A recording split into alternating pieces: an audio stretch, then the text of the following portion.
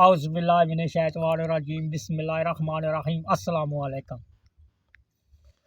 حضرت عمر رضی اللہ تعالیٰ عنہ اسلام سے پہلے جب حضور صلی اللہ علیہ وآلہ وسلم نے اسلام کی دعوت دی تو کفار مکہ نے طرح طرح کے حضور صلی اللہ علیہ وآلہ وسلم پر ظلم و ستم کے پہاڑ آپ کے اوپر اور آپ کے اہل بیت کے اوپر گرانا شروع کر دیے۔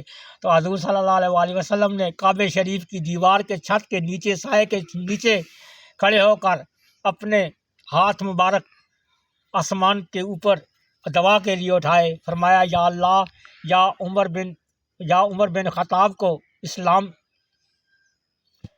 قبول کر لے، یا ابو جہل جو حضور صلی اللہ علیہ وآلہ وسلم کا چچا تھا، یا اللہ ان دونوں میں سے کسی ایک کو اسلام کے لیے چن لے۔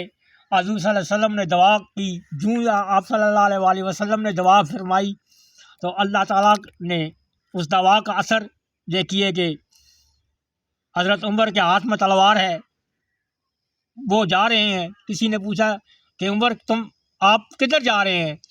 حضرت عمر نے کہا کہ میں نعوذ باللہ استغفر اللہ۔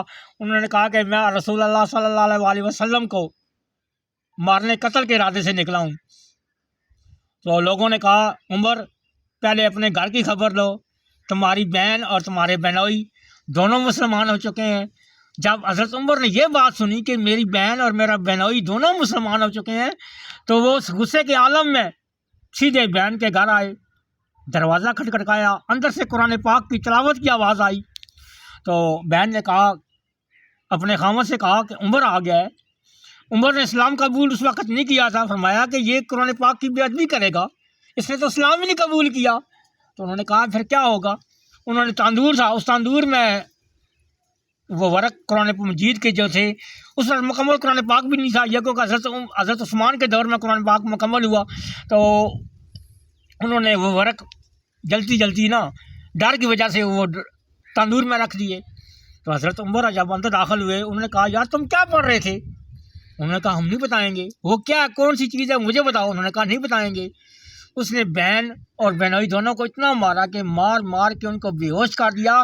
فرمایا، بہن نے بولی، فرمایا عمر کہ تم جس باپ کے بیٹے ہو، عمر خطاب کے، میں بھی اس کی بیٹی ہوں، لہٰذا ہم نے اسلام قبول کر دیا ہے، ہم مسلمان ہو چکے ہیں اور ہم اسلام نہیں چھوڑیں گے۔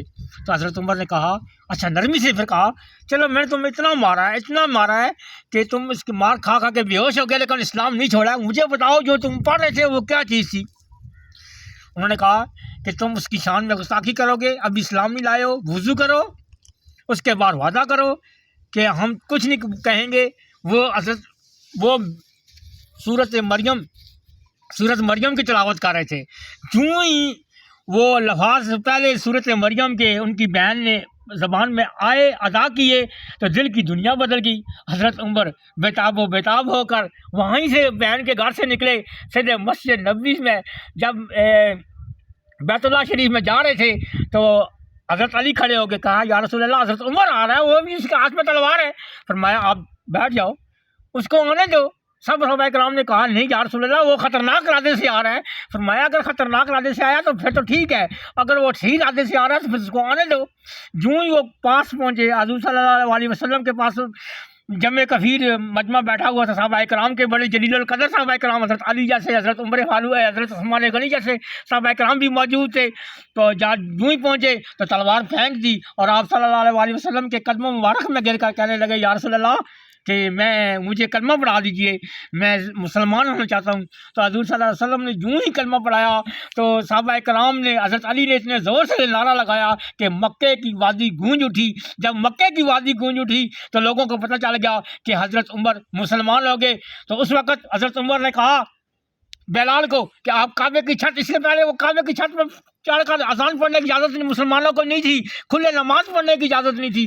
آپ نے فرمایا کہ کعبے کی چھت پر چڑھ کر آج بلال اذان پڑھو۔ جب کعبے کی چھت پر چڑھ کے حضرت بلال نے اذان پڑھی تو لوگوں نے کہا افسوس، آج عمر بن خطاب کا بیٹا مسلمان ہو گیا ہے، مسلمانوں کی طاقت مل گئی ہے، اسلام کو ایک طاقت مل گیا۔ حضور نے فرمایا یا اللہ، تو نے جو طاقت اسلام کو دینی ہے وہ عمر کے ذریعے سے۔ تو جب حضور صلی اللہ علیہ وسلم کے ساتھ کھڑے ہوئے تو فرمایا آج کون ہے جس نے اپنے بیٹوں کو یتیم کرنا ہے اور اپنی بیویوں کو بیوہ کرنا ہے، کیونکہ آج عمر مسلمان ہو گیا ہے اور مسلمان آج سر عام نماز پڑھیں گے، کعبے کی چھت پہ چڑھ کے اذان اثر پہ اذان نہیں پڑی تو یہ بہت بڑی کامیابی تھی۔ یہ حضور صلی اللہ علیہ وسلم کی دعا کا نتیجہ ہے کہ اسلام کو ایک طاقت ملی، ایک قوت ملی۔ اللہ کرے اللہ کریم آج بھی ہم مسلمانوں کو اس پاکستان جیسے ملک کو ایک حضرت عمر جیسا ایک عدل کرنے والا حکمران مل جائے، آمین ثم آمین یا رب العالمین۔ کیا سر؟